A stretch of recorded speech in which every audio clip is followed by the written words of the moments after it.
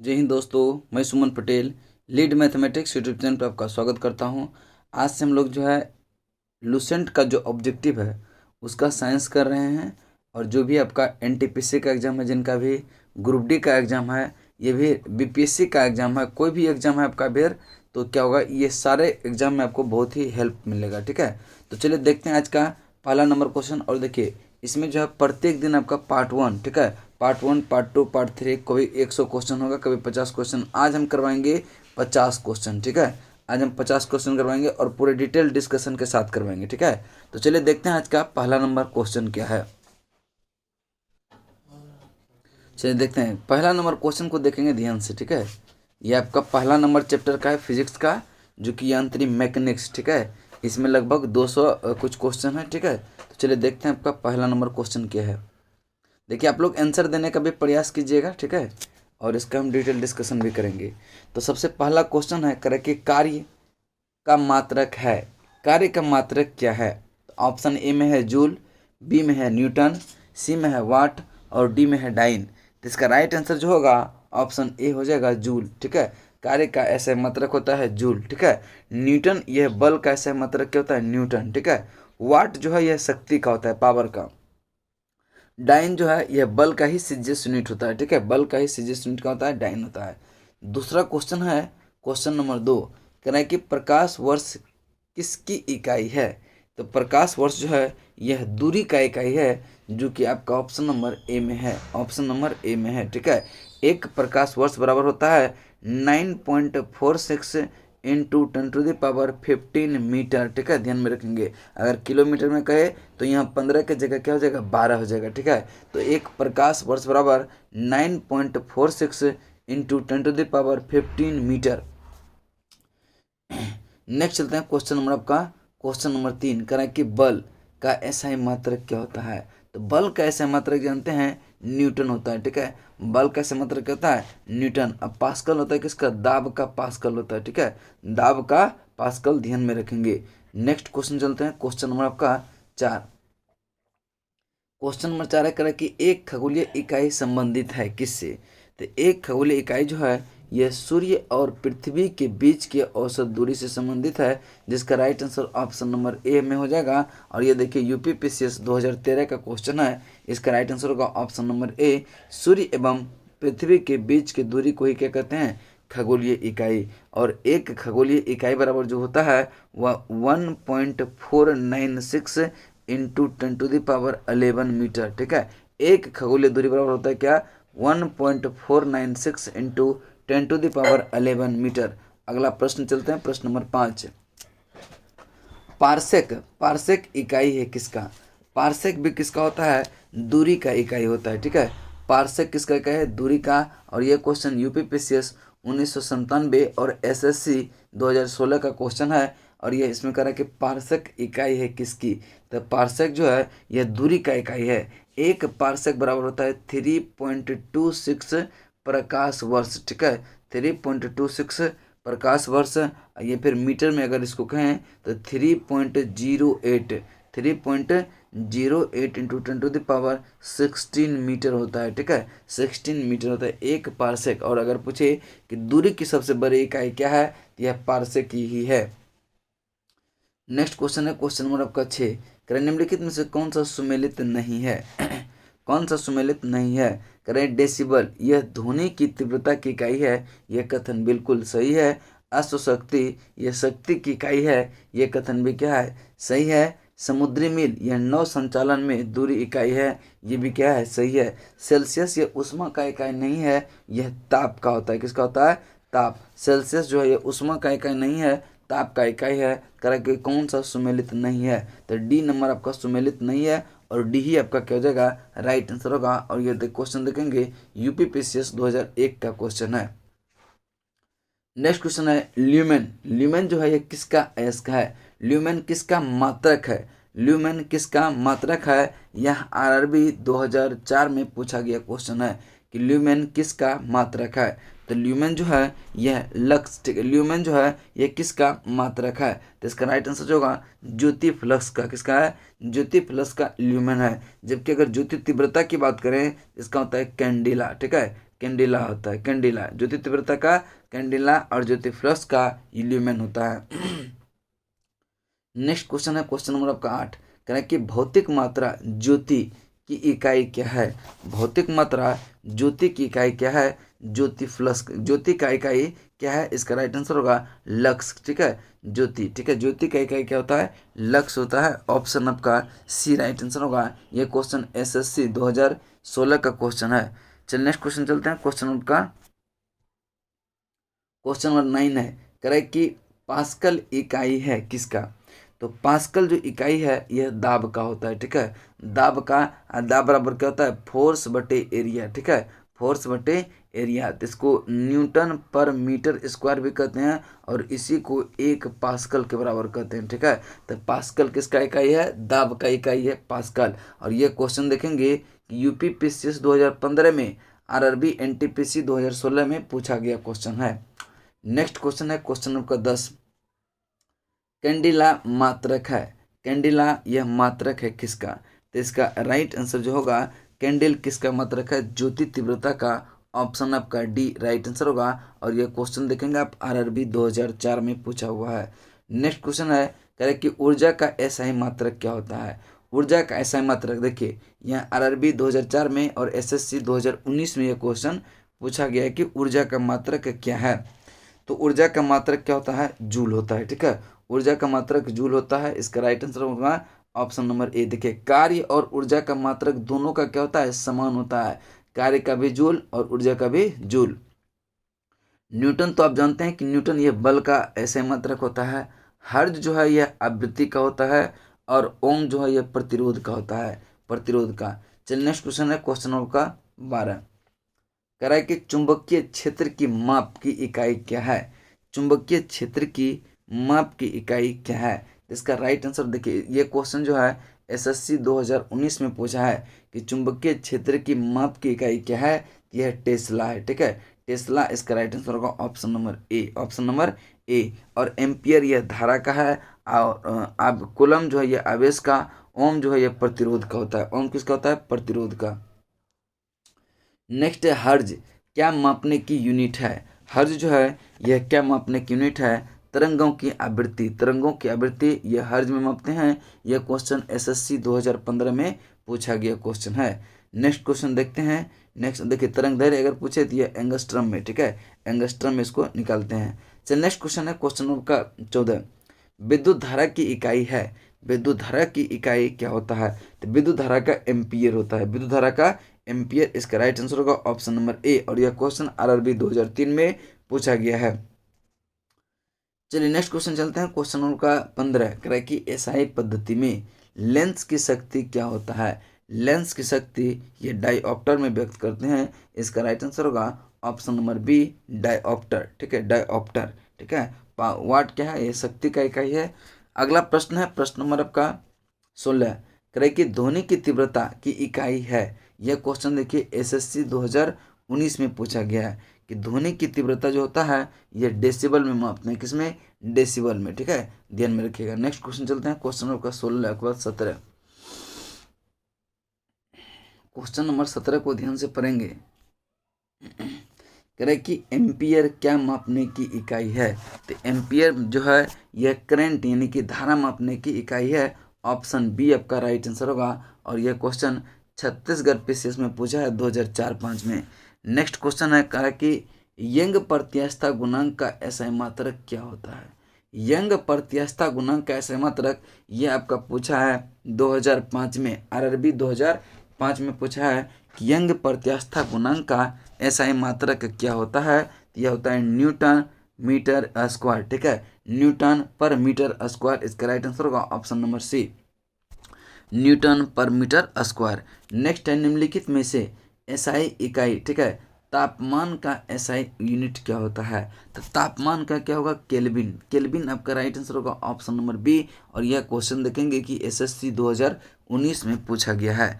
अगला प्रश्न है प्रश्न नंबर आपका 20, कह रहा है कि किस पदार्थ की प्रतिरोधकता किसी इकाई में व्यक्त करते हैं। किस इकाई में, किसी पदार्थ की प्रतिरोधकता यह किस इकाई में व्यक्त किया जाता है। जिसका राइट आंसर होगा ओम सेंटीमीटर में। आपका option number C right answer होगा। और ये क्वेश्चन CDS 2020 में पूछा है कि किसी पदार्थ की प्रतिरोधकता को किस इकाई में मापा जाता है। यह ओम सेंटीमीटर में। ओम सेंटीमीटर आपका right answer option number C होगा। और यह क्वेश्चन CDS 2020 में पूछा है। नेक्स्ट है संवेग। संवेग का ऐसा मात्रक क्या होता है। संवेग देखिए क्वेश्चन SSC 2019 का है। संवेग यानी p बराबर होता है m/v। तो m का क्या होगा kg और v वेलोसिटी का क्या होता है मीटर प्रति सेकंड। ठीक है। तो इसी को कहते हैं क्या किलोग्राम मीटर प्रति सेकंड। किलोग्राम मीटर प्रति सेकंड आप देखेंगे ऑप्शन नंबर बी में है किलोग्राम मीटर प्रति सेकंड। और यही आपका क्या हो जाएगा उत्तर हो जाएगा जो कि ऑप्शन नंबर बी में है। नेक्स्ट है कह रहा है कि प्रकाश वर्ष के संबंध में निम्नलिखित कथनों पर विचार कीजिए। और कह रहा है दिए गए कथन में कौन सा कथन सही है। कौन सा कथन सही है। पहला कथन है कि प्रकाश वर्ष। ठीक है।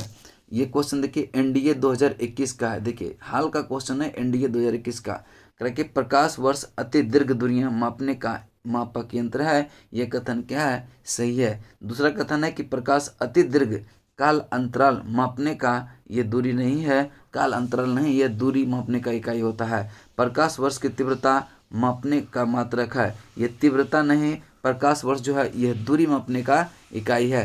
तो 2 और 3 कथन क्या हो गया गलत हो गया। तो कह रहे कि कौन सा कथन सही है। तो सही जो है वह सिर्फ और सिर्फ 1 नंबर है जो कि ऑप्शन नंबर डी में है। नेक्स्ट है कह रहे कि निम्नलिखित में कौन सा एक ऊर्जा का मात्रक नहीं है। कौन सा एक ऊर्जा का मात्रक नहीं है। तो कार्य जो है यह जूल ये भी ऊर्जा का मात्रक है। वाट घंटा ये भी क्या होता है ऊर्जा का होता है। किलोग्राम प्रति मिनट जो है ये किसका होता है। और न्यूटन जो है न्यूटन मीटर ये होता है वर्क का यानी कि कार्य का होता है। ठीक है। तो W बराबर क्या होता है F/S। ठीक है। F/S होता है। तो क्या हो जाएगा तो F/S यानी कि वर्क का। ठीक है। वर्क का और F का मतलब न्यूटन, S का मतलब डिस्प्लेसमेंट यानी मीटर। न्यूटन मीटर का कौन सा ऊर्जा का मात्रक नहीं है। तो ये आपका ऑप्शन नंबर सी हो जाएगा। नेक्स्ट चलते हैं। ठीक है। नेक्स्ट है कहते हैं कि दीप्त जो है तीव्रता यानी कि ल्यूमिनस इंटेंसिटी को मापने के लिए SI इकाई क्या है। ल्यूमिनस इंटेंसिटी को मापने की इकाई जो है ये आपका पूछा है क्वेश्चन SSC 2020 में। और इसका राइट आंसर होगा कैंडिल। ठीक है। कैंडेला आपका option number B right answer होगा। और एम्पियर जो है ये विद्युत धारा। मोल जो है पदार्थ का परिमाण। ठीक है। पदार्थ का परिमाण। नेक्स्ट चलते हैं अगले प्रश्न की तरफ।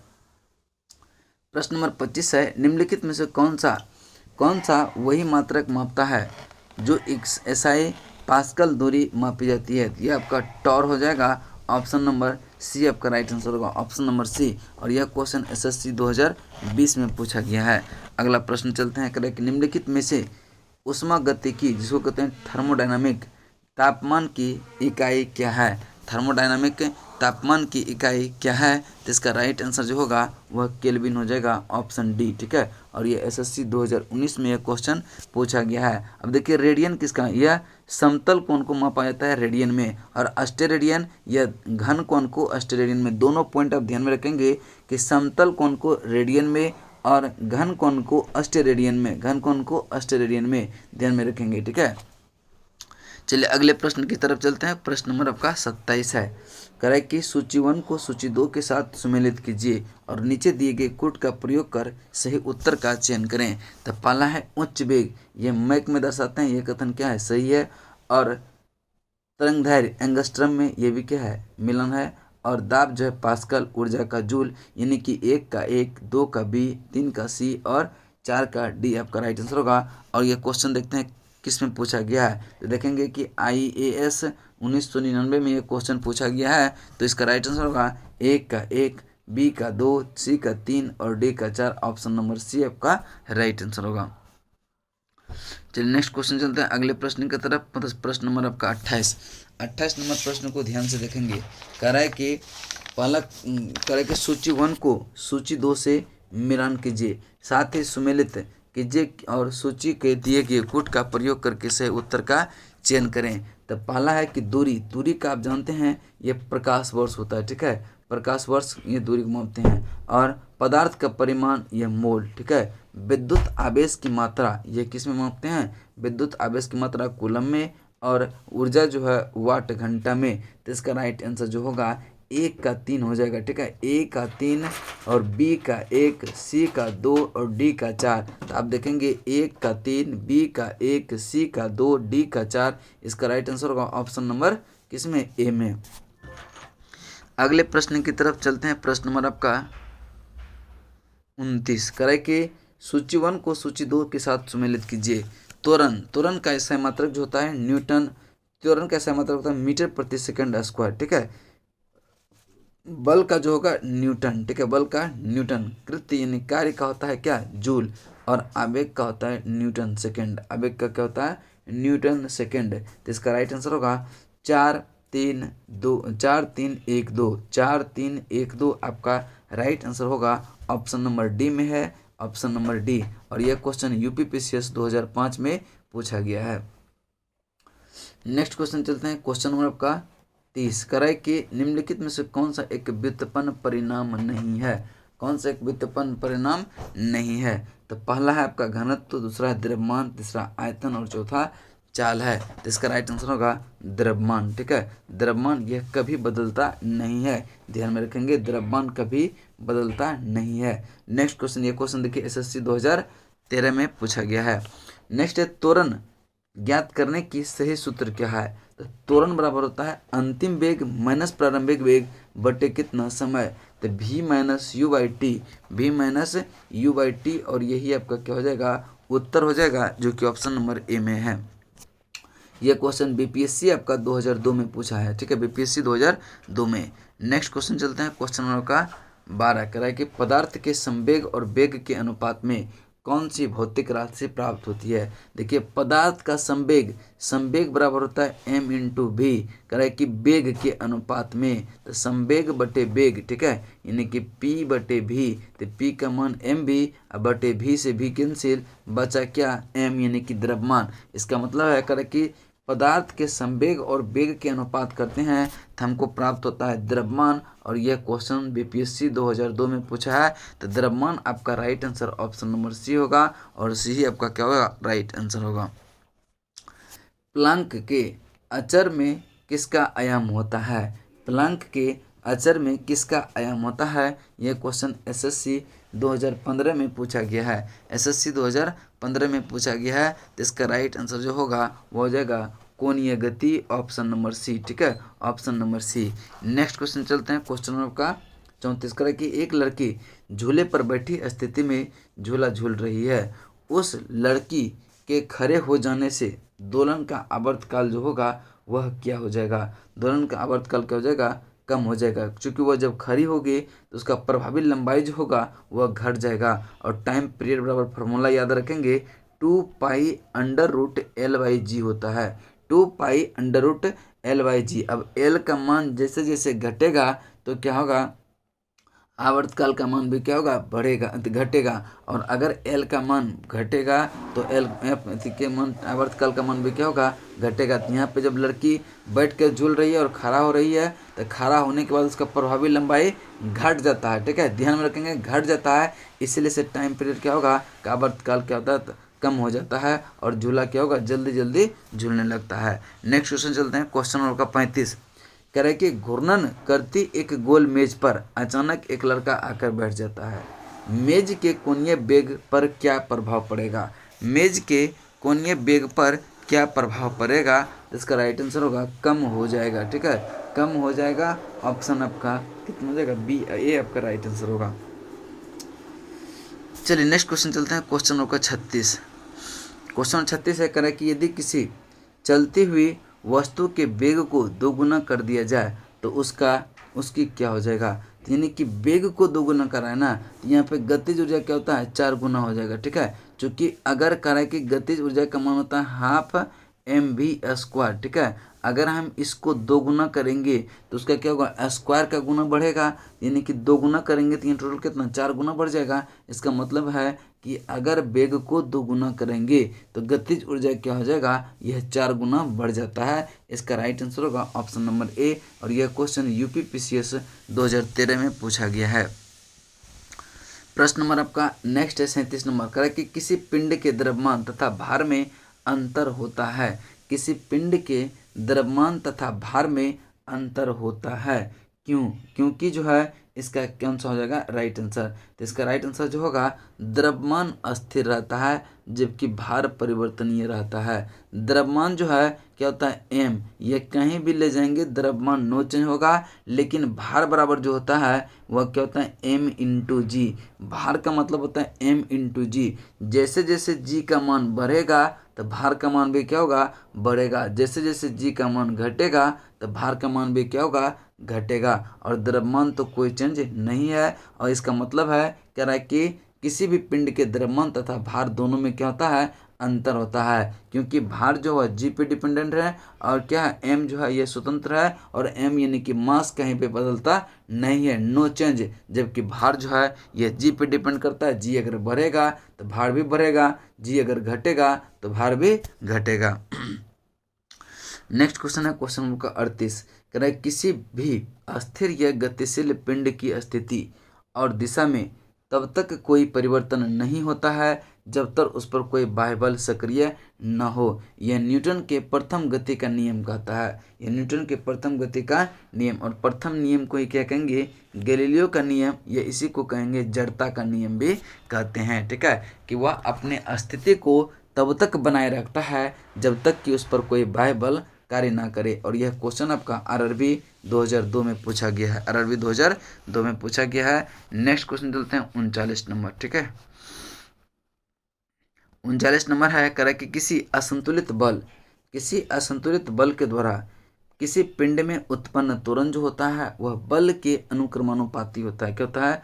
बल के अनुक्रमानुपाती होता है। किसी असंतुलित बल द्वारा किसी पिंड में जो उत्पन्न त्वरण होता है वह क्या होता है बल के अनुक्रमानुपाती होता है। नेक्स्ट क्वेश्चन चलते हैं क्वेश्चन नंबर का 40 कह रहा है कि न्यूटन के गति के तीसरे नियम के अनुसार क्रिया तथा प्रतिक्रिया में जो संबद्ध बल क्या होता है यह हमेशा भिन्न भिन्न वस्तुओं पर ही लगे होने चाहिए। ठीक है, भिन्न भिन्न वस्तुओं पर लगे होने चाहिए। ये न्यूटन के गति के तीसरा नियम कहता है। नेक्स्ट क्वेश्चन है क्वेश्चन नंबर का प्रत्येक क्रिया के बराबर व विपरीत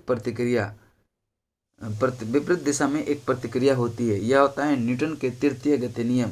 न्यूटन के तृतीय गति नियम ऑप्शन आपका सी हो जाएगा। ठीक है, न्यूटन के तृतीय गति नियम ऑप्शन सी। प्रत्येक क्रिया के बराबर विपरीत प्रक्रिया होती है।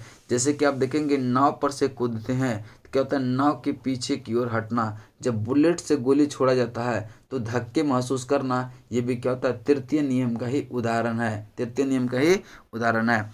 नेक्स्ट चलते हैं क्वेश्चन नंबर का कि जल में तैरना न्यूटन के किस गति नियम के कारण संबद्ध है। तो जल में तैरना ये जो है तृतीय गति नियम से संबंधित है। ठीक है, तृतीय गति नियम से संबंधित है। प्रथम नियम, अगर कोई वस्तु क्या है कि वह गतिशील में है, ये विराम में है, तो अपने स्थिति को बनाए रखना चाहती है तो उसको क्या कहेंगे प्रथम नियम। और द्वितीय नियम से बल का व्यंजक प्राप्त होता है F बराबर ma। ठीक है, F बराबर ma। जैसे कि इसका द्वितीय नियम का उदाहरण है, जैसे कि आप घोड़े की सवारी करते हैं, जब घोड़ा चलता है तो क्या होता है कि लोग उछलता है फिर वहीं पुनः आकर बैठता है। ठीक है, तो ये जो है द्वितीय नियम पर आधारित है, ध्यान में रखिएगा। ठीक है, नेक्स्ट क्वेश्चन है कह रहा है कि कोई पिंड तब तक विरामावस्था में ही बना रहेगा जब तक उस पर कोई बाह्य बल कार्य नहीं करता है। यह कथन किसका है? तो यह कथन न्यूटन का है और यह न्यूटन की गति का प्रथम नियम का यह है। ठीक है, कह रहा है कोई पिंड तब तक अपना विरामावस्था बनाए रखता है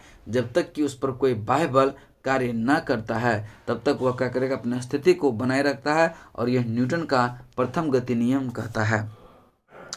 नेक्स्ट कह रहा है कि बल की परिभाषा आती है न्यूटन के किस गति नियम से। देखिए, अगर बल की परिभाषा की बात करें तो ये न्यूटन के प्रथम गति नियम से आती है। बल की परिभाषा, अब देखिए बल कहते किसको हैं। ठीक है, अगर कोई वस्तु पे हम बल लगाते हैं तो ये तो वह परिवर्तन हो जाएगा, ये परिवर्तन करने की चेष्टा करेगा उसी को क्या कहते हैं, बल कहते हैं। उसे क्या कहेंगे, बल। F बराबर होता है m×a, ठीक है। F बराबर क्या होता है, m×a। अगर इसका पूछे कि F का मात्रक नहीं, बल का मात्रक क्या होता है, तो इसका मात्रक होता है न्यूटन, ठीक है। तो F बराबर आप ma बोले, ठीक है। तो ma का एक और मात्रक क्या हो जाएगा, kg मीटर पर सेकेंड स्क्वायर भी कह सकते हैं, कि बल का एक और मात्रक क्या होता है, kg मीटर पर सेकेंड स्क्वायर, ठीक है। अगला प्रश्न है, करे किसी पिंड के उस गुणधर्म को क्या कहते हैं जिससे वह सीधी रेखा में विराम या एक समान गति की स्थिति में किसी परिवर्तन का विरोध करती है, किसी परिवर्तन का विरोध करती है। तो इसका राइट आंसर जो हो जाएगा वह हो जाएगा आपका जड़त्व। कौन सा हो जाएगा, जड़त्व। करा कि किसी पिंड के उस गुणधर्म को क्या कहते हैं जिससे वह सीधी रेखा में ये विराम या गति की अवस्थिति को क्या करता है, किसी भी परिवर्तन के विरोध करती है। ये आपका जड़त्व का नियम कहता है। ऑप्शन बी आपका राइट आंसर होगा। अब देखिए, जड़त्व यहाँ पे दो प्रकार का होता है, एक गति का जड़त्व होता है और एक क्या होता है, विराम का जड़त्व, ठीक है। गति का जड़त्व का उदाहरण है, जैसे कि गाड़ी चल रही है, अचानक अगर रुक जाती है तो आगे की ओर झुक जाना, उसी को क्या कहते हैं, गति के जड़त्व का उदाहरण। गाड़ी अस्थिर में है और जैसे ही चलना प्रारंभ करता है तो क्या होता है, आदमी जो है या उस पर बैठे सवारी वह क्या होता है, पीछे की ओर झुक जाता है। इसका मतलब है कि वह विराम जड़त्व का उदाहरण है, विराम जड़त्व का उदाहरण है। और यह आरआरबी 2004 में क्वेश्चन पूछा गया है। नेक्स्ट, न्यूटन के पहले गति नियम को क्या कहते हैं, न्यूटन के पहले नियम को कहते हैं, ये देखिए एसएससी 2011 का क्वेश्चन है। तो न्यूटन के पहले गति नियम को जड़त्व का नियम भी कहते हैं, गैलीलियो का नियम भी कहते हैं। दोनों चीज़ें आप ध्यान में रखेंगे। कह रहे कि गाड़ी खींचता हुआ घोड़ा किस बल के कारण आगे बढ़ता है, गाड़ी खींचता हुआ घोड़ा जो है ये किस बल के कारण आगे बढ़ता है। तो इसका राइट आंसर जो होगा वो हो जाएगा पृथ्वी द्वारा घोड़े के पैरों पर आरोपित बल के द्वारा। पृथ्वी द्वारा घोड़ों के पैरों पर जो आरोपित बल लगता है उसी के कारण क्या होता है, वह गाड़ी खींचाता है। नेक्स्ट है करा कि चलती हुई बस जब अचानक ब्रेक लगाती है तो उसमें बैठे यात्री आगे की ओर दिशा में क्या होता है, गिरते हैं। उसको किसके द्वारा समझाया जा सकता है, तो यह न्यूटन के प्रथम गति नियम में जो जड़त्व का नियम है। और यह क्या हुआ, जब आगे की ओर जो मोशन में रहे तो वह क्या होता है, जड़त्व के यानी कि गति का जड़त्व का उदाहरण है, गति के जड़त्व का उदाहरण है न्यूटन के प्रथम गति नियम। इसका राइट आंसर होगा ऑप्शन नंबर बी। और ये देखेंगे एनडीए, ठीक है, एनडीए 2021 का प्रश्न है। कह रहे कि रॉकेट किस सिद्धांत पर कार्य करता है, तो रॉकेट भी करता है न्यूटन के तृतीय गति नियम पर। यह क्वेश्चन एसएससी 2014 में पूछा है कि रॉकेट किस सिद्धांत पर कार्य करता है, तो यह न्यूटन के तृतीय गति नियम पर। ऑप्शन ए आपका राइट आंसर होगा। नेक्स्ट क्वेश्चन है, कह रहे कि अश्वशक्ति, ठीक है, अश्व यदि एकाएक चलना आरंभ कर दे तो अश्वरोही को गिरने की आशंका का कारण क्या है, यह विराम का जड़त्व होगा। क्या होगा, विराम का जड़त्व होगा। इसका राइट आंसर होगा ऑप्शन नंबर सी, ठीक है। यहाँ होंगे क्या, विराम का जड़त्व। घोड़ा क्या था, विराम में था, जैसे चलना प्रारंभ करेगा तो व्यक्ति क्या होगा, पीछे की ओर गिर जाएगा। इसका मतलब है कि विराम का जड़त्व का उदाहरण है, विराम के जड़त्व का उदाहरण है। नेक्स्ट है करा कि क्रिकेट का खिलाड़ी तेजी से आती हुई बॉल को क्यों हाथ पकड़कर हाथ को जो है पीछे की ओर खींचता है, हाथ को पीछे की ओर खींचता है कि बॉल विश्राम की स्थिति में आ सकती है। बॉल जो है ये विश्राम की स्थिति में आ सकती है और इसको चोट जो है वह कम लगे, ठीक है, इसको चोट कम लगे। यह क्वेश्चन आरआरबी 2000 में क्वेश्चन पूछा गया है। तो यहाँ तक आपका क्वेश्चन नंबर 50 तक। फिर नेक्स्ट चलेंगे हम लोग क्वेश्चन नंबर 52 से नेक्स्ट क्लास में, ठीक है। तब तक के लिए जय हिंद, जय भारत।